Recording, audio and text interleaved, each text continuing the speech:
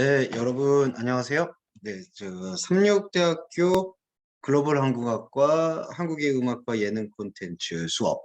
네, 이게 지금 정확한 우리 날짜가 저 오늘 그러니까 이제 4월 12일 전에 녹음을 하고 있지만 4월 11일을 하고 있습니다. 그러니까 뭐 이번 주 그러니까 4월 10일과 16일 2주의 수업이다라고 생각을 해주시면 좋을 것 같고 다음 주가 중간고사 기간이었나? 그 다음 주가 중간고사 기간이었나? 이거 조금 확실하게 조금 알아야 될 것 같은데 제가 저번에 수업 때 어떻게 공지 드렸는지 한번 확인을 하고요. 그 확인이 되면은 제가 저기 이 클래스에다가 좀 그 공지사항 좀 올려드릴게요. 네, 그렇게 진행을 하도록 하겠습니다. 아마 그 다음 주가 중간고사 기간인 것 같다. 그쵸? 24일하고 30일 기간. 네. 맞아, 그런 것 같아요. 그러니까 이번 주가 이렇게 비대면 수업을 여러분들과 함고 그 다음 주가 대면 수업 진행이 아닐까 싶습니다. 대면 수업으로 진행해서 마무리하고 이제 새롭게 진행하는 제가 지금 잠깐 카톡을 한번 들여다볼게요.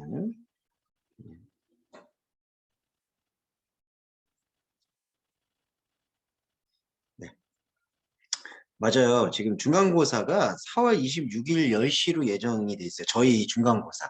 한국의 음악과 예능 콘텐츠. 근데 아마 이게 저희는 그냥 그 레포트 제출하는 걸로 대신하는 거 그렇게 진행하는 걸로 이해하시면 될 것 같고요. 그날 별도로 중간고사를 보러 오시지는 않아도 될 것 같습니다. 근데 이제 다음 주에도 말씀을 올리겠지만 다음 주에 대면 수업에 말씀드리겠지만 4월 19일 날 다음 주 4월 19일 날은 꼭 오셔야 돼요. 또 꼭 오시고요. 다음 주 수업 때 과제를 부여받으시고 그 다음 주 26일까지 제 이메일이나 카톡으로 과제를 제출해 주시는 게 중간고사 제출이다. 이렇게 생각하시면 되겠습니다. 네, 혹시 제가 개별로 다 말씀을 못 드려도 이렇게 오늘 제 지금 요 강의안, 줌 강의안에서 이렇게 설명드리는 걸로 이해해 주시면 좋겠습니다. 뭐 다시 설명을 드릴게요. 자, 오늘 여러분은 이제 제가 커리큘럼을 이렇게 짰어요. 네, 커리큘럼을 이 중간고사 전반까지는 한국의 음악, 그 중에서도 이제 케이팝과 한류의 상관관계에 대해서 조금 말씀을 드렸고, 자, 중간고사 이후에는 엔터테인먼트 콘텐츠, 예능 콘텐츠에 대해서 구상하고 나누는 시간, 이렇게 해서 분배가 좀 적절하게 한 거죠. 제 나름대로는. 전반부에는 한국의 음악, 후반부에는 한국의 예능. 이렇게 해서 여러분들이 만약에 음악기획사나 예능기획사에 진출하게 됐을 때 그 진로를 조금 더 원활하게 소화해낼 수 있는 그 전초 작업으로서 이 과목을 활용하셨으면 좋겠다. 이제 그런 취지로 말씀을 드렸습니다. 네. 그래서 오늘은 한국의 케이팝에 대해서 이제 최종 정리를 좀 해볼게요. 케이팝은 어떻게 형성이 됐고, 어, 그렇게 케이팝이 어필하게 된 이유가 뭐고 문제점이 뭔지 대안이 앞으로의 과제가 뭔지 오늘은 조금은 짤막하게 그 부분에 대해서 함께 나누고 정리하는 시간을 갖겠습니다. 그러면 다음 주엔 뭐 하느냐? 다음 주에도 케이팝 관련 수업이에요. 그런데 다음 주에는 조금은 이제 약간 디테일한 부분들을 좀 짜겠죠? 네, 디테일한 부분이라고 하는 거는 좀 음악 감상도 좀 많이 하고 그리고 내가 만약에 음반 기획자라면은 어떤 그룹을 어떻게 스타일링 포지션을 할지에 대한 나름의 의견을 나눠보도록 하는 시간을 갖도록 하겠습니다. 그럼 오늘은 정리를 해볼게요. 약간 이 비대면하고 대면이 섞이다 보니까 순서가 조금은 섞인 것 같긴 해요. 그러니까 다음 주에 저희가 대면 수업을 할 때 오늘 요 케이팝 정리를 했어야 되는 건데 이렇게 동영상 강의로 여러분들에게 전달드리는 게 케이팝의 역사와 원인과 결과에 대해서 이렇게 정리하는 게 이 동영상, 곧 비대면 강의에서는 좀 유효한 것 같고요. 대면 강의에서는 여러분들 여러 자료들을 좀 보고 이렇게 피드백을 주고받으면서 긍정적인 디스커션을 나누는 게 조금 대면 강의의 장점을 살릴 수 있지 않을까 그렇게 생각을 합니다. 자, 이제 그런 요소를 조금 마음에 안고 네, 오늘 한번 시작을 좀 해보도록 할게요. 화면을 제가 공유하면서 설명을 올리도록 하겠습니다. 자, 자, 여러분 아마 화면이 보이실 거예요. 자, 슬라이드 수요를 알겠습니다. 코리아 포퓰러 뮤직, K-팝이에요. K-팝 종합 정리 시간입니다. 자, K-팝 정의 먼저 말씀을 드릴까요? K-팝, 뭐 이제 여러분 정리하는 시간이니까 사실은 그냥 눈으로 읽어주시고 따라주시면 되고요. 자, 이 강의하는 대표적인 K-팝 교과서라고 할 수 있는 K-팝의 역사와 현재라는 그 강영모 교수님의 책을 인용했습니다. 근데 그 강영모 교수님 책이요, K-팝 뭐 관련해서 뭐 위키백과 뭐 저기 어디야, 나무 위키 뭐 이런 데 많이 인용이 됐어요. 그래서 그냥 쉽게 이 텍스트를 연관해서 보시고 싶으시면 위키백과에도 이 내용이 되게 비슷하게 나오더라고요.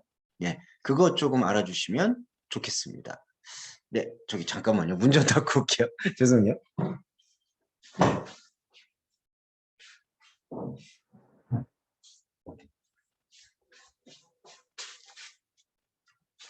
네, 여러분 죄송합니다. 이런 산만한 모습 보여드려서. 자, K-팝의 정의에서부터 시작을 해볼게요. 자, K-팝은 한국에서 대중적 인기를 얻는 유행음악, 유행가라고 부르기도 한다. 유행가라는 어법이 조금 생소하실 수도 있어요. 젊은 여러분들한테는. 근데 이제 유행가라는 게 사실 대중가요에 대한 오히려 가장 적절한 표현이라고 합니다. 그러니까 유행을 탄다. 근데 유행을 탄다라는 그 의미는 유행이 이제 영어로 트렌드라고 할 수 있는데, 유행을 탄다는 의미는 그 시대의 여러 가지 사건과 그리고 감정의 교차와 함께 한다. 뭐 그런 뜻이 있습니다. 그래서 이제 유행가라는 그 의미가 조금은 정겹고 긍정적인 의미는 우리가 살고 있는 지금 시간을 무시하거나 도외시하지 않고 정면으로 바라보면서 때로는 울고 웃으며 부딪히면서 삶의 어떤 기쁨과 슬픔을 함께 느끼는 그러한 그 실제적인 감정의 표현. 이제 그게 유행가라는 그 음악적 장르 안에 녹여 있다고 생각이 들어요. 그래서 이제 케이팝이 한국에서 대중적 인기를 얻는 유행가라고 볼 수 있을 때, 물론 인기를 끄는 것도 여러 가지 요인이 있겠지만, 사람들이 현재 시간을 살면서 살고 부딪히는 여러 가지 일들에 대해서 외면하지 않고 서로 같이 바라봐 주면서 위로하는 의미가 담긴 게 유행가라고 생각을 합니다. 그러니까 케이팝의 이제 출발점이 이 유행가라는 단어에서부터 좀 밀접한 연관성을 갖는데, 이 유행가가 갖고 있는 게 그냥 아야 그냥 유행 따라갔다, 트렌드 따라갔다라는 그런 쉬운 의미도 있겠지만, 삶의 현장에서 함께하고 있는 이른바 삶을 무시하거나 외면하지 않는, 그리고 정면에서 이 삶을 주시하는 용기의 산물이다라고까지 얘기해 볼 수가 있겠죠. 그게 이제 유행가라고 부르는 것 같습니다. 영미권은 대중음악을 팝이라고 부르잖아요. 팝. 그래서 이제 우리가 옛날에는 이제 이런 팝 프로그램이 라디오로 많았어요. 근데 우리가 네, 나이가 티가 나긴 하는데 그 2000년대 이전에 1980년대 90년대 막 이렇게 하면서 라디오 프로그램에서 팝 프로그램이다, 뮤직 팝 프로그램 뭐 이런 걸로 이렇게 소개가 되면 대부분 전부 다 미국 아니면 영국 노래라고 생각을 했어요. 그러니까 팝은 영국이나 미국 음악이다 이렇게 생각을 했어요. 그런데 이제는 한국의 음악이 영미권 이외에 다른 국가들에게도, 그러니까 한국의 음악이 영미권의 음악에게 조금 더 보편적으로 들리고 순위에 오르기도 하고, 지금 보시면 알겠지만은 이 방탄소년단 같은 경우가 BTS라고 하죠. 방탄소년단 같은 경우가 영미 차트권에, 그러니까 빌보드 차트에 오르잖아요. 그러니까 이게 국가인이 그 영미권이 갖고 있는 대중음악이라는 팝이라는 것 앞에 한국의 국가 이니셜 코리아의 K가 붙어서 K-팝이다. 이렇게 된 게 바로 K-팝입니다. 이렇게 이해하시면 되겠죠, 정의가. 그래서 대한민국 대중가요, 이게 유행가죠. 이게 해외에서 인기를 얻었다는 게 해외 빌보드 차트 같은 데 이제 올랐다는 거예요. 인기를 얻게 된 이후 K-팝이라는 명칭이 한국 외 국가에서 한국의 대중가요를 가리키는 이름으로 보편적으로 사용이 되기 시작했다. 이게 이제 K-팝에 대한 정의라고 보시면 돼요. 뭐 다 아시는 건데 왜 요거를 말씀을 드리느냐 하면은, 우리는 이제 이 정보를 수집하고 가공하고 이제 프로덕트 하는 게 실무 작업이잖아요. 이제 그러니까 다 알고 있는 내용들도 제대로 스토리지해서 제대로 순서에 따라서 배치하고 저장해서 그 의미를 유의미하게 이제 가공하고 소개하는 게 필요하니까 지금 저희가 이런 수업을 하고 있다라고 생각하시면 되겠습니다. 자, 역사를 볼게요. 저번에 저희가 케이팝 역사 잠깐 말씀을 드렸지만 또 네. 네, 케이팝 역사를 말씀을 드렸지만 조금 더 그 흐름을 정리하듯이 네, 말씀을 드리도록 할게요. 네. 자, 케이팝의 역사. 죄송해요. 제가 이거 작업실에서 강의 녹음을 진행하다 보니까 이게 학교 스튜디오에서 하면 좋은데 이게 지금 음질 상태를 좀 확인해야 돼서. 자, 케이팝의 역사 첫 번째 챕터인데요. 첫 한국 아이돌인 소방차라고 다음 주에 제가 자료 화면 같이 보여드릴게요. 다음 주에 미리 다음 주 강의의 스포를 말씀드리면 다음 주 강의는 조금 흥미롭다. 예, 그래서 여러분들과 함께 즐거운 퀴즈쇼를 한번 해보겠다. 뭐 이렇게 말씀을 올릴 수 있겠습니다. 첫 한국 아이돌인 소방차부터 서태지와 아이들, H.O.T, 보아, 동방신기, 빅뱅, 소녀시대, 엑소, 방탄소년단, 트와이스. 그러니까 이렇게 쫙 흐름이 느껴지죠. 그러니까 역사적 흐름이에요. 그러니까 소방차라고 하는 게 첫 아이돌인데 약간 좀 조잡하죠, 느낌이. 소방차 좋아하시는 분들한테는 죄송한데, 그러니까 이제 미국의 스타일, 그 스타일을 조금 더 많이 본따고 있는 그런 느낌이라고 보시면 될 것 같아요.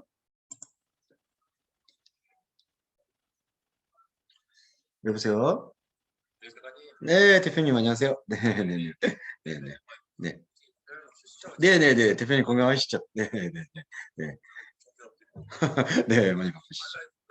네, 네, 네, 아, 네, 네, 네, 네, 맞습니다. 네, 네, 네, 네, 네, 네, 네, 네. 아, 그러나 저는 아직 확인을 못해서 아이고 그랬군요. 네, 네. 음, 아, 아이고, 네, 네, 네, 네, 네. 예. 아이고, 그러셨구나. 아이고, 대표님 그냥 신경 쓰셔서 감사합니다. 네, 네, 네, 네, 네, 네, 네. 아, 네, 네, 네, 네, 네, 네, 네, 네, 네, 네, 네, 네, 네, 네. 아이고. 아유, 아닙니다, 대표님. 아유, 감사합니다. 아무튼. 네, 네. 그럼 제가 또 3회부터 또 열심히 보겠습니다, 저는. 네, 네. 예, 아유, 그 반응 좋을 것 같던데요. 저 주변에 반응 좋습니다. 것 같습니다. 아무튼, 네, 네, 예. 근데 뭐, 예, 좀 구조가 복잡하고 풀어내긴 좀 어려운 것 같긴 하더라고요. 근데 그래도 이준기 배우가 혼자 연기를 잘해주시는 것 같더라고요. 네, 네, 네. 그래서 배우의 역할이 중요하다라는 생각도 들었습니다. 네, 네. 알겠습니다. 네, 알겠습니다. 대표님 감사합니다. 네, 네, 네, 네, 알겠습니다. 네, 네.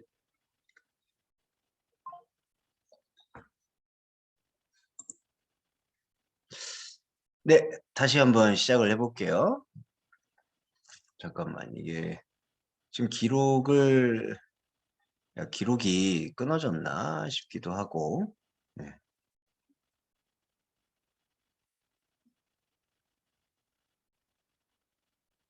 이 컴퓨터에 지금 기록이 되고 있는 것 같은데. 네.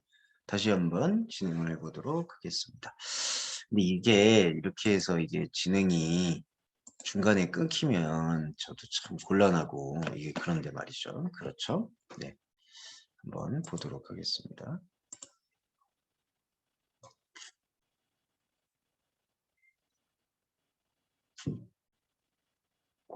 잠깐만요. 네.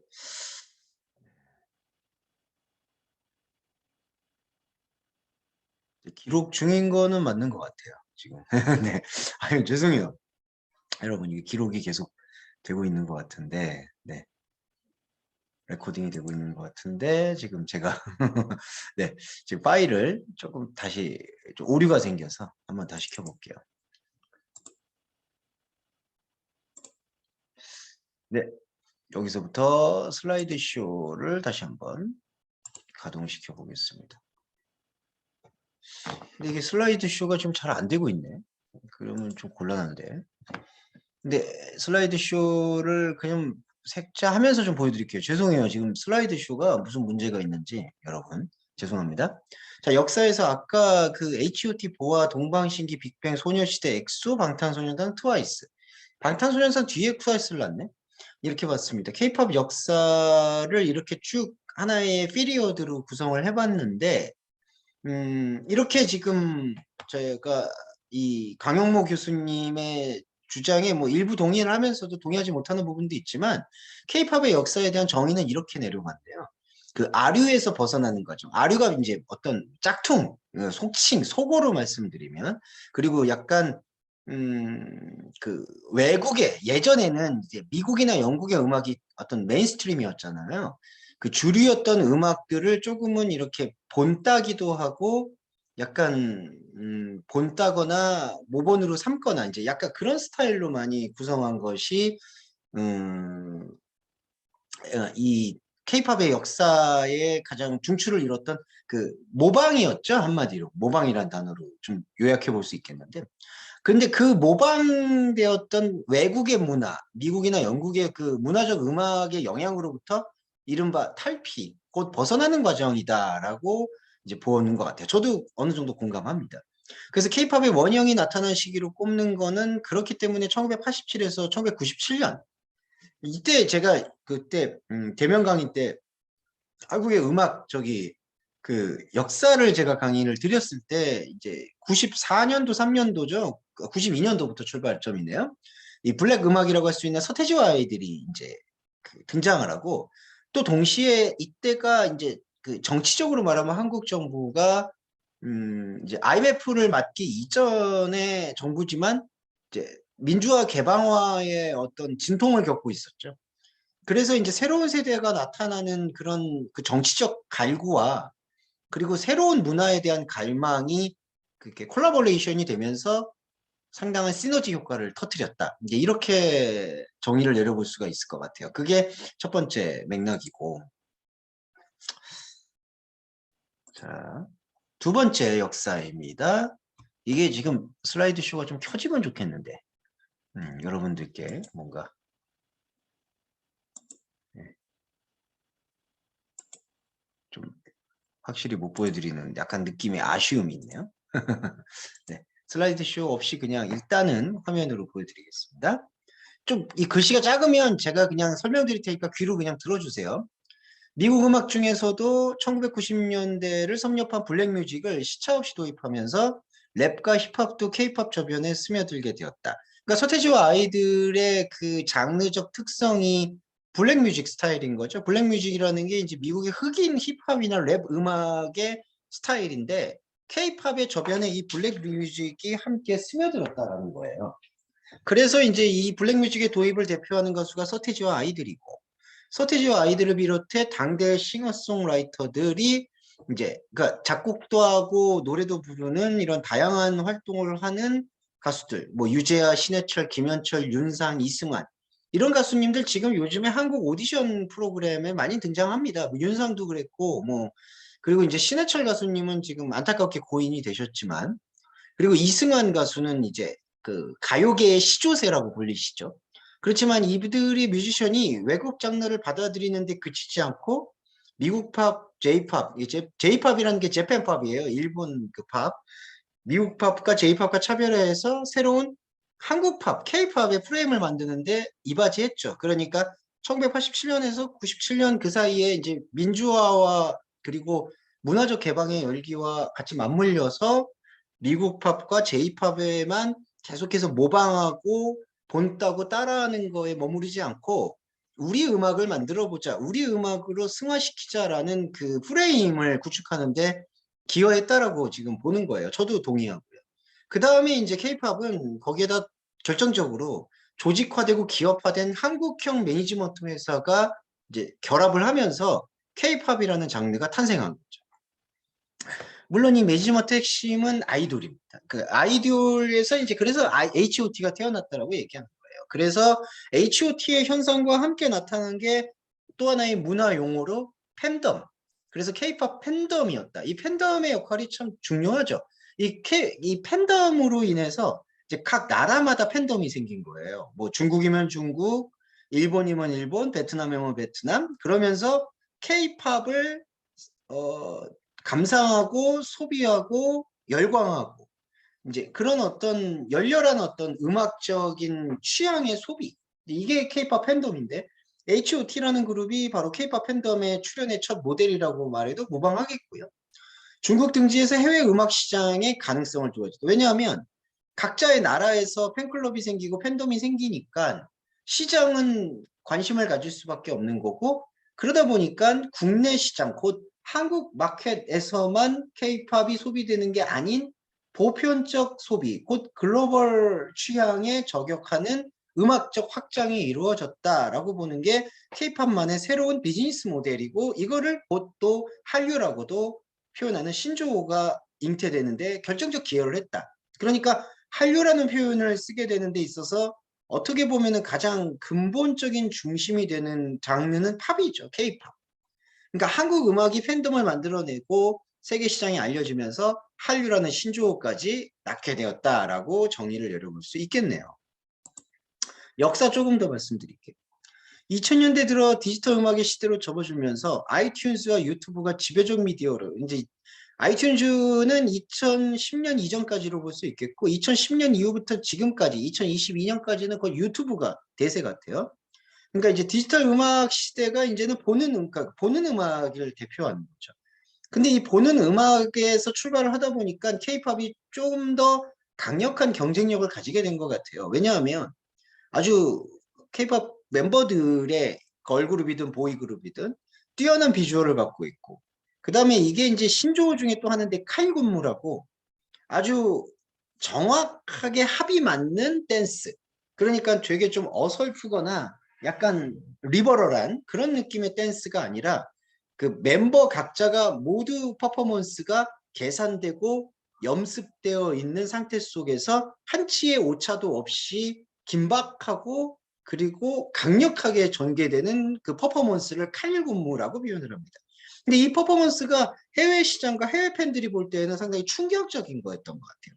거기에 이제 다양한 아방가르드한 전위적인 패션 스타일까지 이제 같이 도입이 되면서 이 보이는 음악 시대 아이튠즈와 유튜브로 인해서 유튜브 플랫폼으로 인해서 보이는 음악 시대를 케이팝 팬덤이 완전히 선점하는데 결정적 지용도를 확장했다. 이렇게 평가받는 것 같아요. 그러니까 뮤직비디오만 봐도 감동적이잖아요, 솔직히. 그리고 그들의 비주얼이 갖고 있는 그 스타일리쉬함을 어, 오랫동안 축적이 되어 왔기 때문에 뭐 뮤직비디오 매니지먼트 시스템, 아이돌이 갖고 있는 칼군무, 거기에 꾸며지는 빼어난 패션 스타일과 비주얼라이징. 여기까지 이게 같이 조합을 이루다 보니까 이런 케이팝이 보이는 플랫폼으로 확장이 되면서 더 증폭이 되었다. 그래서 여기 보시면은 제가 여기 적어놨어요. 마지막 패러그래프에 자신의 서사와 경험을 노래와 퍼포먼스 속에 녹여내 팬들과 감정의 공동체를 이루는 게 케이팝의 팬덤 형태의 특징이다. 이렇게 얘기를 할 수 있겠어요. 그래서 지금의 케이팝 아이돌은 과정과 서사, 스토리를 공유하는 동시대의 팝스타. 그러니까 서사를 공유한다는 게 좀 특징적인 것 같아요. 자, 특징을 좀 말씀드릴게요. 케이팝의 특징. 근데 이제 좀 획일화되어 있어서 아쉽지만 케이팝의 현재 특징은 아이돌의 특징이라고 얘기할 수 있겠는데 일단 경쾌하고요. 그러니까 이게 업비트 상태인 거죠. 비트가 올라가 있고 상당히 마이너한 필이 아니라 메이저한 필 속에서 마이너함이 추구되는 유니크함이 있다는 거죠. 경쾌하고 그리고 리드미컬한 댄스. 거기에다가 이제 약간 글로벌 시장을 염두에 둔 것은 아니었지만 가사가 자연스럽게 영어가 많이 섞였네요. 그래서 예전에는 영어가 많이 섞인 랩이나 가사에 대해서 한국인으로서 되게 불편하다. 뭐, 왜 미국을 따라하냐. 이런 식의 조금 비판도 있었어요. 하지만 영어를 사용한다는 게 꼭 미국을 따라하는 것만은 아니라고 저는 생각을 해요. 어떤 형태에서는 영어라는 게 이제 그 글로벌 랭귀지로 자리를 잡았고, 이제 그런 의미에서는 서로 보편적 감정을 공유하는 데 있어서는 보편 언어가 필요하니까 영어를 많이 사용하는 것은 단순한 사대주의나 영미권을 따라하는 건 아니라고 저는 생각을 합니다. 그렇기 때문에 저는 이게 장점이라고 봐요. K-팝의 장점, 경쾌하고 리드미컬한 댄스가 있고 영어가 많이 사용된 랩이나 가사가 있고 그 다음에 이러한 단순하고 경쾌한 리프와 비트 라인을 통해서 따라 부르기가 쉬운, 그러니까 이 언어가 혹시 다르더라도 문화가 다르더라도 따라 부를 수 있는 아주 부르기가 쉬운 멜로디가 K-팝의 특징이다. 그리고 이제 아이돌한테 칼군무가 있고 그 칼군무가 영미팝과는 또 다른 그 동북아시아가 갖고 있는 시각적 즐거움, 그러니까 비주얼라이징 엔터테인을 성취하는 거죠. 그리고 반복되는, 이게 이제 반복을 리프라고 하잖아요. 반복되는 가사와 멜로디를 사용하는 이른바 후크송을 토대했다. 후크송, 그러니까 낚는 음악. 클럽을 가거나 아니면 꼭 클럽이나 이런 유흥 시설을 가지 않더라도 그냥 이어폰만 꽂고도 흥겹게 따라 부를 수 있고 스트레스를 해소할 수 있는 것. 이런 것들이 케이팝의 특징이다라고 볼 수 있고, 그 다음에 음악의 길이가 점점 짧아지는 거에 트렌드를 잘 맞춰요. 그러니까 후크송처럼 반복되는 가사와 멜로디로 해서 아주 이야기 구조를 단순화시켜서 그 단순화시키고 있는 그런 상황들을 잘 이용했다라고 볼 수가 있겠죠. 장점입니다. 특징이에요. 그 다음에 뮤직비디오에다가 서사를 두고 있어요. 케이팝이. 그러니까 뮤직비디오가 갖고 있는 게 보이는 거잖아요. 그 보이는 비주얼라이징을 아주 매끄럽게 만들어내는 게 기술적으로도 상승했다는 거죠. 그러니까 그 뮤직비디오에 등장하는 가수의 몸매와 의상 디테일에 화려한 강점을 보인다. 그러니까 케이팝 뮤직비디오를 보면은 영미의 뮤직비디오에서 보였던 그런 화려함을 오히려 조금 더 세련되게 뛰어넘고 있다라는 평가도 받습니다. 그래서 또 하나, 거기에다가 한국의 뮤직비디오, 케이팝 뮤직비디오에는 일종의 짧은 시간이지만 서사가 있어요. 스토리가 있다는 거죠. 그럼 서사가 있는 거는 그냥 단순하게 그 댄스를 하고 춤을 추고 노래를 부르는 그런 것들에 대한 반복에서 지루함이 올 수 있는 것을 이른바 상쇄시켜 주는 거죠. 그래서 댄스 퍼포먼스가 아주 다양하게 서사를 구성하면서 시청자들을, 보는 이들의 지루함을 해소하는 장점이 있다. 뭐 특징이기도 하고 장점이기도 하겠네요. 자, 그러면서 케이팝의 영향에 대해서 한번 이제 살펴볼까요? 네. 이거 정리하는 거니까 혹시 좀 빨리 끝난다 하더라도 왜 빨리 끝나요? 라고 생각하지 말아주세요. 여러분들께 또 여러 가지 지금까지 과제를 많이 하셨잖아요. 그러니까 이 수업의 그 영상의 분량이 짧다는 거에 너무 크게 영향을 안 받으셨으면 좋겠어요. 좀 영향을 하는데 영향 이야기하는. 자, 근데 이게 제가 좀 깨알 자랑을 좀 하자면 저도 나름 또 한류에 대한 전문적 그 연구를 하고 있는 사람이지 않습니까? 그래서 이 영향을 보시면 케이팝 유경험, 그러니까 케이팝을 즐겨 듣는 사람들, 그러니까 케이팝 유경험자라고 제가 표현을 했는데 케이팝을 즐겨 듣는 사람들, 곧 케이팝을 즐겨 듣는 사람들 중에서 한국인이 아닌, 지금 여기는 유학생분들도 계시지만 한국인이 아닌 분을 대상으로 설문조사를 진행했었고요. 이 설문조사를 진행했는데 이 케이팝의 영향에서 한 가지 주목할 만한 점은 영미팝과의 차이점이 있는데, 영미팝에서는 이 정도는 아니었는데 케이팝을 접하고 난 다음에 외국인 분들을 대상으로 한 설문조사의 결과는 화장품이나 옷 등을 한국 제품을 구매하고 싶다라는 의견이 많아졌고요. 그다음에 한국을 와보고 싶다. 그리고 또 하나 특기할 만한 게 한국 음식을 먹어보고 싶다. 그러니까 케이팝을 접하고 난 뒤에 오는 감상을 물어봤는데 이런 반응들이 났다는 거죠. 그리고 조금 더 나아가서 한국어를 배우고 싶다. 한국의 전통 문화에 대해서 이해하고 싶다라는 것에도 의향을 보이는 것이 이 케이팝 유경험자, 케이팝을 즐기는 사람들의 외국인들을 대상으로 한 설문조사의 결과라는 거죠. 그러니까 이걸 결론을 보면은 케이팝 열풍은 단지 그 하나의 아이돌 그룹이 좋은 비주얼과 훌륭하고 세련된 퍼포먼스와 서사를 보여줘서 그 뮤직비디오나 음원을 생산하고 소비하는 데만 그치는 게 아니라 그 아이돌 멤버 각자가 입었던 의상 스타일이나 그들이 생활에 오고 있는 그 서사 안에 담겨 있는 의식주에 대한 관심으로까지 이게 확장되었다는 거예요. 그러니까 뭐 트와이스의 멤버 중 누구가 어떤 화장을 저렇게 했길래 어떤 저런 스타일이 나올 수 있을까? 그럼 저 화장품은 뭔가? 그리고 저기 BTS의 어떤 멤버가 어떤 옷을 입었을 때 저 옷은 어디에서 구매했으며 저 코디는 어떻게 가져갔는지 이러한 어떤 디테일한 움직임들에 대해서도 관심을 가지게 되니까 이거는 결국 어떻게 되는 거죠? 한국이 갖고 있는 것에 대한 한국 음악에 대한 소비만이 아니라 문화에 대한 전반적 소비로 이게 확장이 되니까 이게 결국 관광 수요의 증폭으로 이루어진다는 거죠.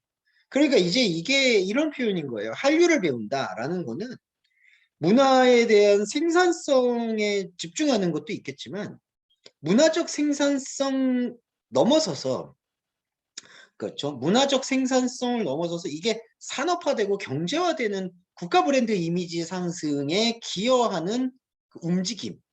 거기에 조금 더 집중할 수 있어야 된다라고 생각이 드는 것 같아요. 자, 이 부분이고. 두 번째 보겠습니다. 그리고 영향이 두 번째 볼게요. K-pop 스타의 관심은 단순히 국내 청소년들의 관심사는 한때의 유행이 이제 아니다. 그러니까 지속 가능해졌다는 거죠. 그러니까 처음에 2000년대 초반만 해도 K-pop이라고 불렸지만은 그건 그냥 희망사항일 뿐이라는 의견이 지배적이었지만 지금은 달라졌죠. 지금은 이제 K-pop이라는 게 하나의 유효한 산업 구조를 띠고 있구나. 이제 이렇게 보기 때문에 그냥 해외에 있는 팬들도 그냥 간단히 뭔가 그냥 소비하고 끝낼 수 있는 그러한 것들이 아닐까. 예, 이렇게 볼 수 있는 그 움직임이 아닐까 싶고 이해해 볼 수 있을 것 같아요. 그래서 이제 그리고 이제 소셜 미디어가 발달이 됐죠. 유튜브, 페이스북, 트위터 등의 소셜 미디어가 이제 발달이 됐으니까 전 세계인들과 국경 없이 대화할 수 있는 환경이 조성된 것도 좀 결정적으로 케이팝의 지속 가능성을 좀 지원해주고 있는 것 같아요. 그래서 이제 케이팝 마켓이 전 세계인들이 이제 갖고 있는 글로벌 경쟁력이 가장 증폭되는 결정적 계기가 뭐 제가 좋아하는 건 아니에요. 근데 유튜브나 페이스북이나 트위터 같은 그 소셜 미디어겠죠.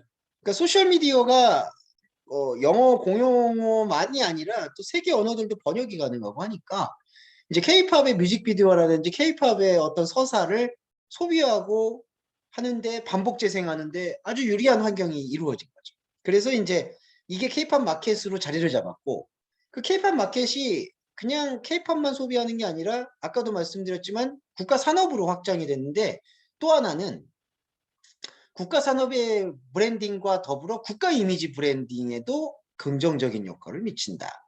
자, 이런 게 이제 움직임으로 가질 수 있죠. 그게 영향이라고 생각이 듭니다. 자, 그리고 이제 팬덤 효과에 대해서 좀 자세히 설명을 드려볼게요.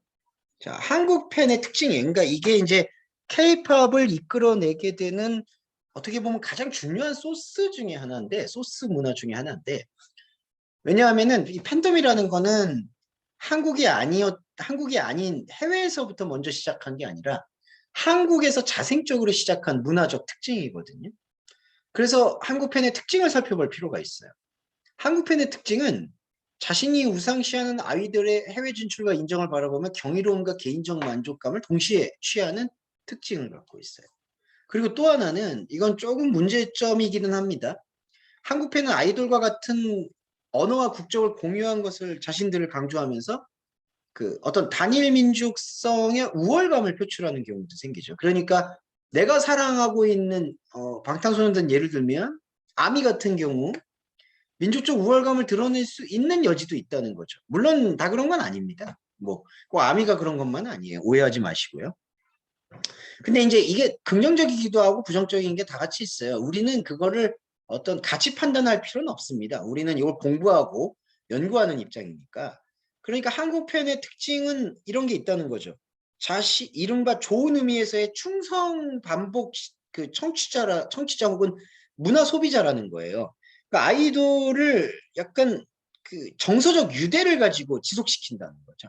그러니까 간 가족이라는 개념으로 사랑해 준다는 거예요. 그러니까 그냥 단지 그 음악을 소비하고 이 음악 좋네 그러는 게 아니라 BTS면 BTS, 엑소면 엑소 그것을 자신의 가족과 그리고 운명 공동체처럼 생각을 한다는 거죠. 그러니까 그 팬덤이 이루어내는 것이 때로는 과도하고 어떤 집착적인 관심으로도 발전되는 것처럼 보이는 경우도 있고 실제로 그런 게 문제화되기도 하지만 또 다른 면에서는 이 아이돌에 대해서 긍정적인 가족 정서 공동체를 형성하고 있는 거. 이게 팬덤의 또 하나의 특징인 것 같아요. 근데 이제 그러다 보니까 이 가족이라는 게 장점과 단점은 내 가족이야 라는 생각이 있다 보니까 내가 챙기고자 하는 아이돌이 다른 사람한테 약간의 크리틱한 비평적인 평을 듣는다든지 아니면은 질러시, 질투가 좀 드러날 수도 있잖아요. 나만 사랑해야 될 것 같은데 너무 보편적인 사랑을 받는 것에 대해서 조금 불편함을 드러내는 경우도 생겨요. 하지만 그럼에도 불구하고 이 팬덤이라는 한국 팬덤의 충성심은 이게 단순히 어떤 주종 관계를 넘어서서 정서적 공동체에 대한 지속 가능성을 보여줬다는 점에서는 특징적인 위치를 점유한다. 이렇게 말씀드릴 수 있을 것 같아요. 그래서 이제 제가 마지막 패러그래프 때 이렇게 적었어요. 한국 팬덤의 해외 팬들에 대한 인식 고찰의 의미는 한류가 전 세계적으로 확산하는 맥락 속에서 한국 팬덤의 특징을 이해하고 K-팝의 전지구적 확산의 또 다른 면에 대한 이해에서 아주 유의미하다. 그러니까 우리가 그리고 저와 여러분이 글로벌 한국학과 학생으로서 한류를 이해하는 데 있어서 중요한 키워드의 연쇄 반응의 첫 번째는 K-팝이고 두 번째는 팬덤이에요. 팬덤을 여러분들이 이해하는 그 이해도에 따라서 한류를 어떻게 패키징하고 소개하고 지속 가능하게 만드는지에 대한 단초가 담겨 있다. 이렇게 볼 수가 있는 거죠.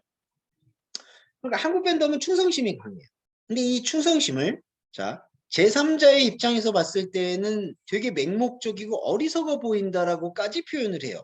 그러니까 당신이 좋아하는 아이돌이 당신한테 크게 그렇게 뭔가 기여하거나 제공해 주는 것도 없는데 그렇게 어떻게 계속해서 지속 충성을 가할 수가 있느냐라는 의문을 제기한다는 거죠. 그런데 이거는 단순한 그 지속 관계와 충성도가 주종 관계가 아니라는 거예요. 단순한. 그러니까 무조건 충성해 나를 따라와 이런 어떤 권력의 헤게모니 관계가 아니라는 거예요. 이게 자발적 충성심이라는 거죠. 그러면 자발적 충성심이라는 게 자발적 복종을 말하는 거냐? 그게 아니라는 거죠. 자발적 충성심이라는 것은 자신 안에 있는 문화적 감수성을 자기가 좋아하는 아이돌에게 투영함으로써 이른바 거울 효과, 동조 효과를 일으킨다는 거예요. 그러니까 이 충성은 아이돌을 맹목적으로 좋아하는 것도 물론 있겠죠. 그런 요소들도 있겠지만 더 본질적으로는 정서적 동조 효과를 일으켜내어서 자신이 그리고자 하는 세계와 비전을 아이돌을 통해 투영시켜서 아이돌을 스스로 발전시키게 하고 때로는 견제하는 그런 기능으로 작용하는 게 팬덤. 그 중에서도 한국 팬덤의 특징이라는 거죠.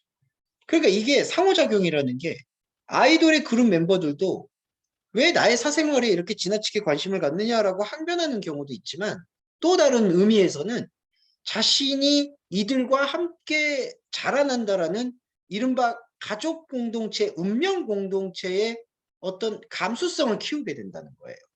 그래서 조금 더 신경 쓰게 되고 조금 더 노력하게 되고 조금 더 배려하게 되고 조금 더 사랑하게 되고 그리고 자기가 가지고 있는 자신의 아티스트로서의 위치를 조금 더 소중하게 생각하게 되고 제가 이제 너무 포지티브한 면만 말씀드리는 것 같아서 그럴 수도 있지만 그런데 이제 K-팝을 이른바 한류의 초석으로 올려놓게 되는 결정적 그 동기부여체로서의 팬덤으로 우리가 그 시각으로 바라본다면 이 팬덤의 키워드는 어떤 의미에서는 무조건적으로 긍정적인 부분이 있다라고 분석해봐야 된다는 거죠.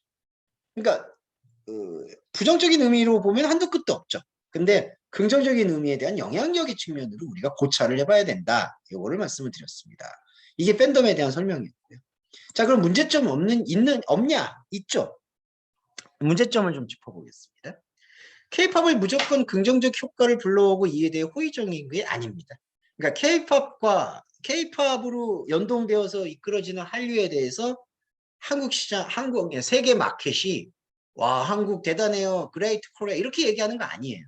이제 그거에 대한 낭만과 착각은 버려야 됩니다. 그래서 유학을 오신 여러분들도 이 상호 교류하는 거잖아요. 지금은 베트남 학생분들이 많으시니까 제가 한국과 베트남, 베트남과 한국 사이에 상호 교류를 하는 거죠. 그러면 상호 교류를 한다라는 것 안에서는 좋은 모습만 보이지가 않죠. 여러분들도 만약에 유학생분들도 한국에 생활을 했을 때 한국에서 갖고 있는 문화적이거나 구조적이거나 시스템으로 봤을 때 긍정적인 것만 있나요? 아니죠. 그러니까 어떤 문화에는 다 긍정과 부정이 좋은 점과 나쁜 점이 교차하는 거예요.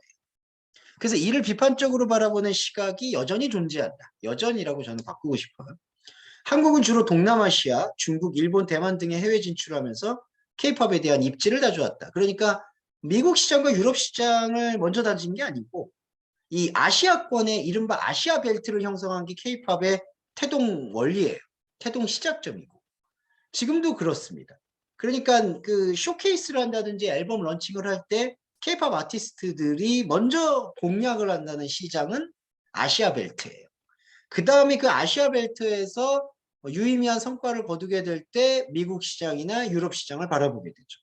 자, 케이팝에 대한 입지를 다져왔고 지금도 그렇다. 그러나 서양권에서는 동양권만큼 케이팝으로서의 영향을 미치기에는 아직도 많이 부족하다는 평가입니다. 그래서 미국의 경우에서도요.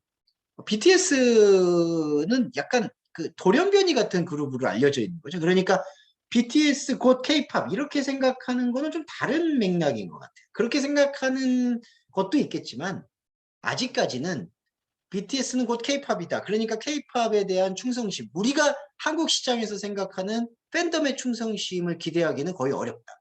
유럽은 아직 그런 어떤 K-팝이 제대로 포지셔닝 할 수 있는 상태는 아직 아니에요. 이게 지금 현재 우리가 현 상황에 대한 진단은 정확해야 되니까. 자, 요거고. 그래서 이제 미국 빌보드 K-팝 전문 칼럼니스트 타마 허먼 이 사람이 이제 타임스나 아니면은 미국 빌보드라는 잡지에 아주 정기 칼럼니스트로 활동하는 분인데 이분이 이렇게 표현한 거죠. K-팝이 팬덤을 확보하고 영향력을 높인 건 사실이다. 이거는 부정하지 않아요. 하지만 세계 음악 시장 전체로 봤을 때 메인스트림으로 인정해주기는 어렵다. 이거는 뭐 타마 허먼이라는 칼럼니스트가 내가 인정해줘 안 해줘 이런 문제가 아니라 인정을 한다라는 것은 주류화가 되었다라는 것은 그 생산과 소비되는 빈도수를 얘기하잖아요. 그런데 그 생산과 소비되는 빈도수에 있어서 아직은 케이팝이 부족하다라는 것은 당연히 우리가 조금 감수하고 들어봐야 될 대목이라는 거죠. 그래서 케이팝이 세계적으로 인수가 상승할 수는 누구도 부정할 수 없다. 그러니까 인기 상승의 현상에 대해서는 세계 마켓이 주목하는 건 사실이죠. 그러니까 BTS를 보유하고 있는 빅히트나 이제 그 하이브 엔터테인먼트 같은 경우가 코스닥 상장, 주식 시장에 상장을 했을 때 외국인 그 매수가, 그러니까 외국인이 주식을 사들이는 매수율의 압도적인 성향이 그 증거인 건 사실인 것 같아요. 세계적 인기의 상승은 결국 주식시장에서는 글로벌 마켓에 대한 주목도와 연결이 되어 있으니까. 하지만 여전히 이 케이팝이 미국이나 영국의 팝처럼 골고루 사랑을 받는다라고 얘기하기에는 어렵다. 자, 그리고 한국의 언론의 문제가 있어요. 자, 우리 한국 언론의 문제는 그걸 이제 속어로, 이제 속칭어로, 은어로 표현 드릴게요. 약간 그 국뽕 우선주의가 있는데, 그러니까, 자, 먼저 이런 거예요. 한국의 영화가 어떤 상을 받았다. 기생충이 아카데미 영화상을 받았다. BTS가 그래미 어워드에서 랭크가 됐다. 노미네이트 됐다. 이제 이런 표현들을 자주 쓰는데, 사실은 그게 헤드라인 카피가 될 필요가 없거든요. 그러니까 좀 자극적인 헤드라인 카피 때문에 그랬는지, 자꾸 어떤 음원 순위라든지, 거기서 보이는 해외 시장에서 보이는 아티스트들의 양적인 효과를 보도하는 데 집중이 되다 보니까 반대로 양적인 효과보다 질적인 효과에 대한 주목도는 떨어지는 거죠.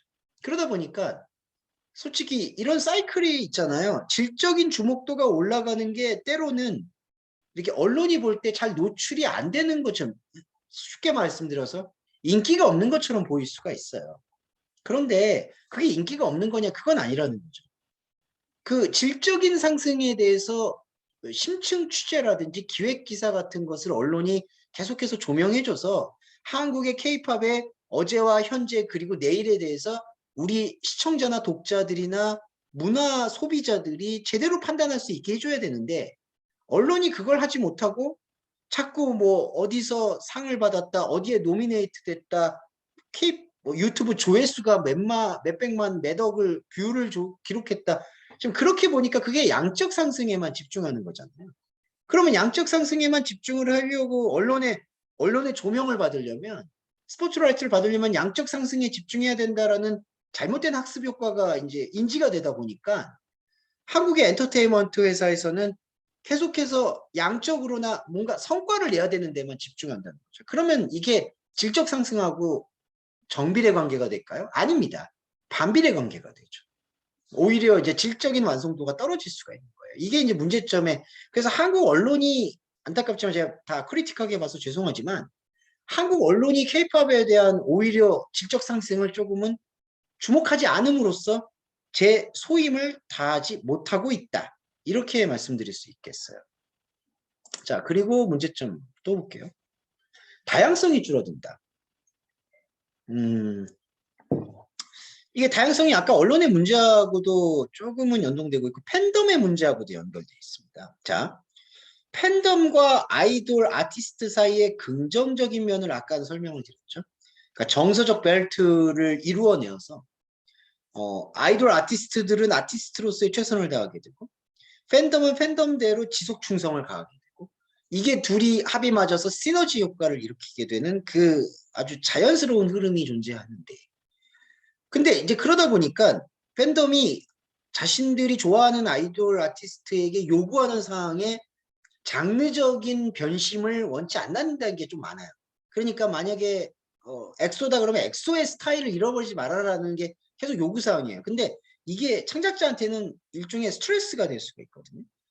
그러니까 창작자는 좀 더 다양하게 스펙트럼을 음악적 장르의 스펙트럼을 넓히고 싶은데 팬덤이 그거를 정서적으로 용인해주지 않는 경우가 있다 보니까 팬덤의 안 좋은 의미에서 눈치를 보게 되는 거죠. 그리고 언론도 마찬가지입니다. 만약에 새로운 실험을 하기 위해서는 때로는 질적인 상승을 위해서는 몇 번의 어떤 눈에 보일 때에는 실패와 같은 경험들이 반드시 수반이 돼야 된다고 봐요.